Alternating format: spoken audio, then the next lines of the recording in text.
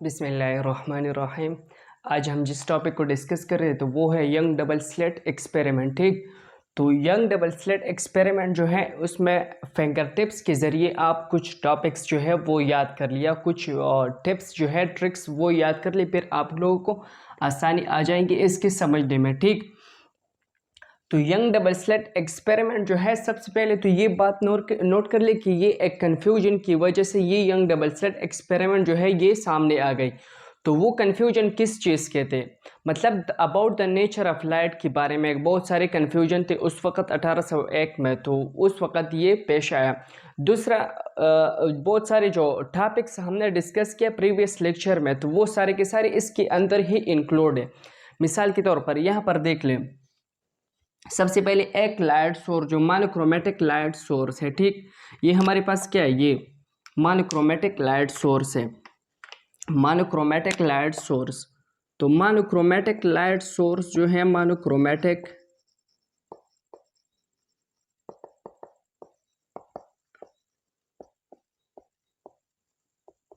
Light source, यहाँ पर ये एक और काम करता है। सबसे पहले तो एक ये पॉइंट हो, दूसरा पॉइंट क्या है कि ये मोनोक्रोमेटिक लाइट सोर्स जो है, जिस तरह हमने ये डिस्कस किया था कि हर एक वेव जो है उसका एक सेकेंडरी वेवलेट्स होता है, मतलब हर एक बंदे का दूसरा एक बचाव पैदा करता है। इस तरह यहाँ पर भी वेव जो है वो अपना एक सेकेंडरी वेव पैदा कर, जिसको हम क्या कहते हैं, वेवलेट्स कहते हैं। तो यहाँ पर ये दो लाइट सोर्स जो है वो प्रोड्यूस करते हैं। ठीक, तो फिर इसके बाद ये जो कार्डबोर्ड आपको नजर आ रही है, हमारे पास एक कार्डबोर्ड है जिसके अंदर दो सुराख है, तो मतलब टू लाइट सोर्स हो गई।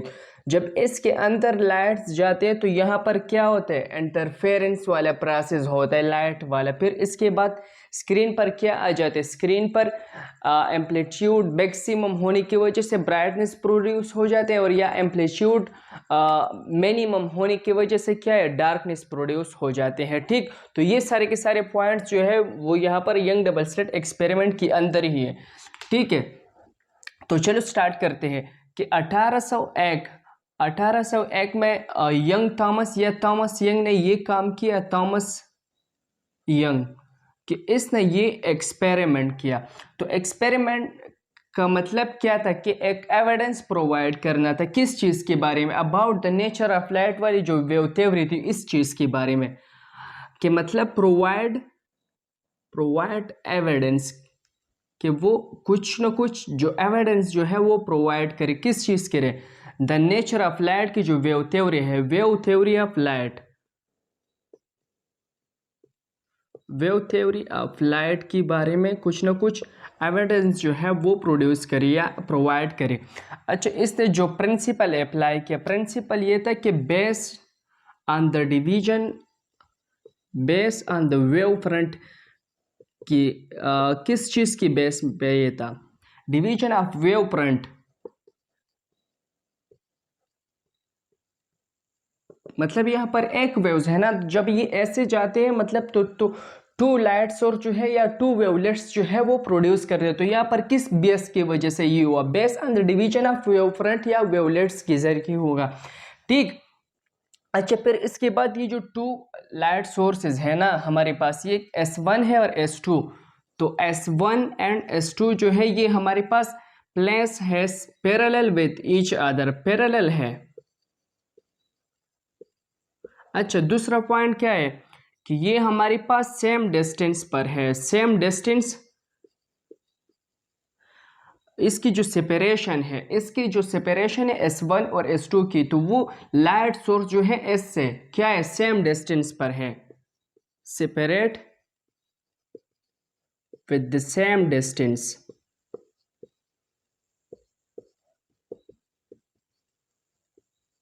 अच्छा, एक और पॉइंट्स यहाँ पर, ये जो S1 है और S2, तो ये S1 और S2 जो है ये भी एक मोनोक्रोमेटिक लाइट सोर्स का काम करता है। S1 and S2 acts as a monochromatic light source, monochromatic light source के मतलब यहाँ पर जो फ्रीक्वेंसी होता है, एम्पलीट्यूड फ्रीक्वेंसी, एम्पलीट्यूड फ्रीक्वेंसी वो क्या होगा, वो बराबर होगा, same and equal.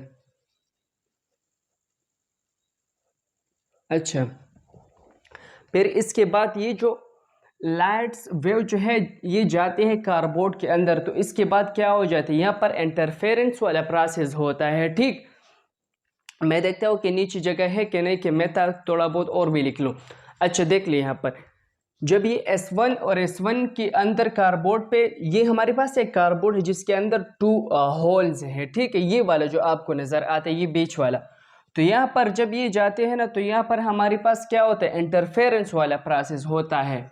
When two light source wave, two light waves enter, जब ये एंटर हो जाते हैं तो वहाँ पर क्या हो जाता है, इंटरफेरेंस वाला प्रोसेस होता है।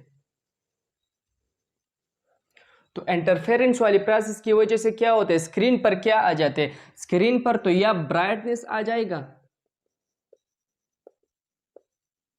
तो ब्राइटनेस किस चीज की वजह से, कंस्ट्रक्टिव इंटरफेरेंस की वजह से।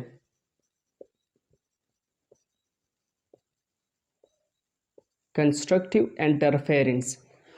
और जब कंस्ट्रक्टिव इंटरफेरेंस होता है तो वहां पर एम्पलीट्यूड क्या होता है, मैक्सिमम होता है। Amplitude is maximum. अच्छा देख लिया, यहाँ पर जब डार्कनेस प्रोड्यूस हो जाते हैं, जब डार्कनेस प्रोड्यूस हो जाते हैं तो वहां पर क्या हो जाते हैं, डार्कनेस तो एम्पलीट्यूड मिनिमम होता है, minimum amplitude will be minimum.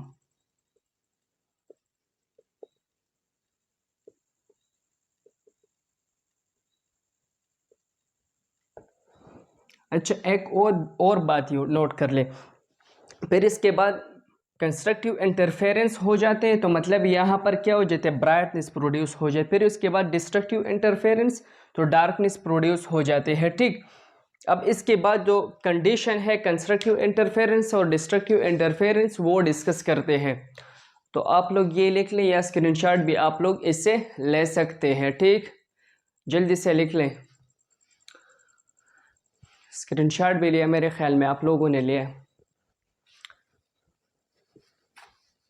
कभी सुन तो जरा, जो टॉपिक मैं डिस्कस कर रहा हूँ इसको सही तरीके से याद कर ले। एक और डायग्राम हम ड्रा करते हैं जिसमें हम आप लोगों के साथ कंडीशन जो है वो भी डिस्कस करते हैं। अच्छा देख ले, यहाँ पर वही सेम टू सेम वाली बात है। कंस्ट्रक्टिव इंटरफेरेंस के लिए हम क्या लिखते हैं, पार्ट डिफरेंस हमारे पास होगा m लैम्डा।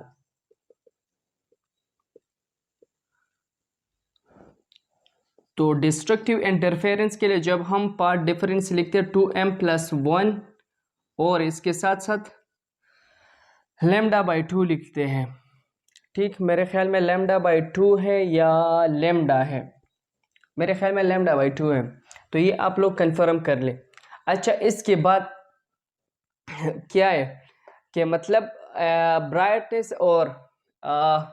ब्राइटनेस और डार्कनेस के लिए जो कंडीशन है वो हम लिखते हैं।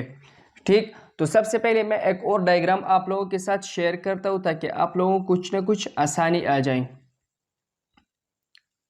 देख लिया, यहाँ पर ये हमारे पास है 2 होल्स है, 2 होल्स जो कि S1 और S2 है। जब लाइट रेज ऐसी जाते हैं, यहाँ पर हमारे पास एक पॉइंट होते हैं जिसको हम P कहते हैं। ठीक, ऐसे ही जाते हैं। जब ये लाइट्स ये रेज जाते हैं P पॉइंट पर, तो यहाँ पर हमारे पास जो S1 और S2 के जो डिस्टेंस है मिसाल के तौर पर वो हमारे पास D है। ठीक, और यहाँ पर ये जो लेंथ है स्क्रीन की और S1 और S2 के बीच में वो हमारे पास L की बराबर है। ठीक, तो यहाँ पर हमारे पास जो एंगल बनते हैं, यहाँ पर इस पॉइंट को हम मिसाल के तौर पर O कहते हैं। तो यहाँ पर O और P के बीच में हम इसको मिसाल के तौर पर YM कहते हैं। यहाँ पर हमारे पास जो एंगल बनते हैं इसको हम क्यू का नाम देते हैं। यहाँ पर भी हमारे पास एंगल बनते हैं, तो मतलब यहाँ पर एंगल वाली बात जो भी है वो भी क्रिएट हो जाती है। तो देख ले, यहाँ पर डायग्राम के जरिए हम एक्सप्लेन करते हैं। S1P S1P मतलब S1 हो गया, और यहाँ पर P पॉइंट पे जाते हैं ना तो S1P हो गया। तो यहाँ पर हमारे पास जो एंगल बनते हैं तो S1Q हो गया, S1Q होगा। इस तरह हमारे पास S वाले जो सोर्स है ना S2 वाले, तो यहाँ से जब रेज जाते हैं तो S2P हमारे पास बनते हैं, और S2P हमारे पास इस तरह एंगल जब बनते तो इसको हम क्या कहते हैं, S2Q कहते हैं, S2Q। ठीक, तो यहाँ पर हमारे पास जो एंगल बनते हैं तो इसको हम नाम देते हैं D sin थीटा, जो हमारे पास बराबर होगा S2Q। अच्छा, तो अब डार्कनेस वाली जो कंडीशन है और ब्राइटनेस वाली कंडीशन वो डिस्कस करते हैं। तो यहाँ पर एक चीज़ की जो है एडिशन होगा, किस चीज़ की, लेंथ की। जो लेंथ किस चीज़ के बीच में है, स्क्रीन की और लाइट सोर्सेस के बीच में है। तो हमारे पास ब्राइटनेस जो है, ब्राइटनेस के लिए वही सेम टू सेम वाली बातें हैं अबाउट जिस तरह हम कंस्ट्रक्टिव इंटरफेरेंस के लिए लिखते हैं कि एम लेमडा, तो एम लेमडा है ना, तो यहाँ पर हम एडिशन करेंगे कि एम लेमडा बाई डी होगा, एम लेमडा बाई डी होगा, और यहाँ पर हमारे पास एल बी होगा। ठीक, इस तरह हमारे पास 2m + 1 और लेमडा बाई डी होगा, एम लेमडा बाई डी होगा। ठीक है। अच्छा, यहाँ पर एक और बात भी है कि यहाँ पर जो ब्राइटनेस वाला एरिया है और डार्कनेस वाला एरिया, ये एक दूसरे से, मतलब यहाँ पर एक ब्राइटनेस वाला एरिया दूसरे ब्राइटनेस वाला एरिया से कितनी हद तक जो है वो क्या है, वो सेपरेट है, या डार्कनेस वाला एरिया कितनी हद तक सेपरेट है। तो दोनों का जो एरिया एक दूसरे से सेपरेशन है वो कांस्टेंट है, और कांस्टेंट हमारे पास जब ही हम सारे के सारे कैलकुलेशन करते तो वो हमारे पास बराबर होगा कि lambda L divided by D, इस चीज़ की बराबर आ जाएगा। ठीक, तो ये था हमारे पास about the Young double slit experiment. ठीक, तो यंग डबल स्लिट एक्सपेरिमेंट आप सबसे पहले आपको ये काम करना पड़ेगा कि आप कोहेरेंट सोर्स वाली बात जो है, वेव जो है वो वेव सेकेंडरी वेव प्रोड्यूस करते हैं, वो वाली बातें आप याद कर ले। फिर इसके बाद इंटरफेरेंस ऑफ लाइट वाली जो बातें हैं वो आप ये सही तरीके से याद करें। फिर उसके बाद कंस्ट्रक्टिव इंटरफेरेंस, डिस्ट्रक्टिव इंटरफेरेंस के जितने भी जो कैलकुलेशन वाले किस्से हैं वो आप सही तरीके से जब याद कर लेंगे ना तो ऑटोमेटिकली आप लोगों के जहन में आ जाएगा।